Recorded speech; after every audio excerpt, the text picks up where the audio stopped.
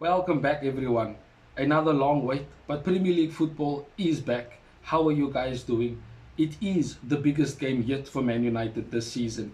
We are playing Aston Villa at Old Trafford, and it certainly is a difficult game, a tough game. We are level on points with them. Only goal difference separates us from third and fourth place, respectively. We have Chelsea and Liverpool closely on our tails as well. This game is the biggest game of the season so far, biggest game yet.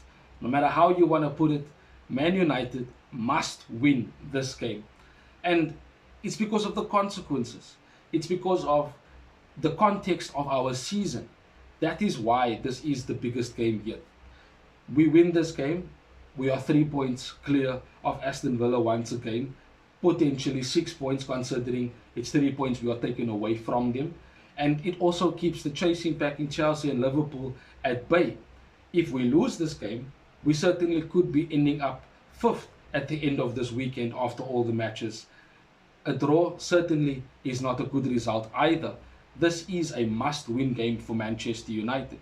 Now, Unai Emery is seen as one of the potential managers to come in and take over as Man United manager, largely based on his Premier League experience. But personally, I'll nip that in the bud. I do not want Unai Emery as Man United manager, head coach, doesn't matter. I don't think he's good enough. I don't think he'll be able to handle the pressure at Manchester United. He couldn't deal with the pressure at Arsenal. The pressure at Manchester United is much, much bigger. Likewise, the scrutiny and criticism. So, Aston Villa this season have been up and down. They started the season badly, and then they had a very good run of form that catapulted them into second place. They're now in fourth place, but because of that good form that they had in the middle of the season, that is why they are high up the table. They competed in the Champions League. Sorry, they were not in the Champions League, and that affected them. Them performing in the Europa League does give them a bit of a distraction, a something else to think of. It gives them a game midweek like they had as well, and that certainly will come into play in terms of fatigue and fitness late on the game against us on Sunday. Now, I certainly am concerned with Aston Villa as a team.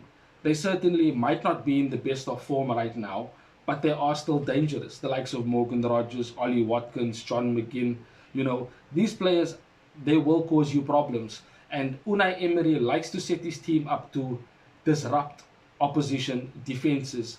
He doesn't necessarily want his team to be in a high press. They will allow you to come onto them for a bit, and they will look to bait you into making a mistake so that they can counter you with the pace that they do have. They certainly are quite comfortable defending deep because Unai Emery is very good at setting up a defensive structure. Now, years ago, Michael Carrick was also interim, and he faced a Unai Emery Villarreal team which he won 2-0 at their stadium. Now, that was years ago. That's before he got the Arsenal job. But now, Michael Carrick has a much better team at his disposal. And regardless of what Aston Villa will want to come to Old Trafford with to attack us, we should be able to deal with it. We haven't been conceding that many goals. And the goals that we do concede are certainly world class or higher in terms of the finishing. So there isn't that much of a concern defensively. However, we have our own injuries. Martinez is once again not available. De Ligt is still out, and there was a rumor going around on social media saying that he'll be out for the rest of the season, but we will have to wait and see on that. Michael Carrick did say that Mason Mount is back in training, but whether he'll be part of the squad for Aston Villa, that will still have to be seen. But Michael Carrick himself knows this is a massive game. We need to have a reaction after the Newcastle loss. This must be a win, and it's the perfect game because Aston Villa will come with everything that they have. Unai Emery will want to get a win away from home, but they start slow away from home, and they certainly look to find their rhythm. And once they do, they can be dangerous. So they are a bit of a hot and cold prospect this season, and that makes them very unpredictable in what type of Aston Villa we will be facing on Sunday. So Michael Carrick certainly he hasn't shown a lot of flexibility in changing his starting 11. And for that reason, I'm going to rather go with the team that I think he should go with. My starting 11 for this particular game. Lomans in goal, of course. Dallo will come in and start at right back simply because Mazraoui went off injured in the previous game against Newcastle United.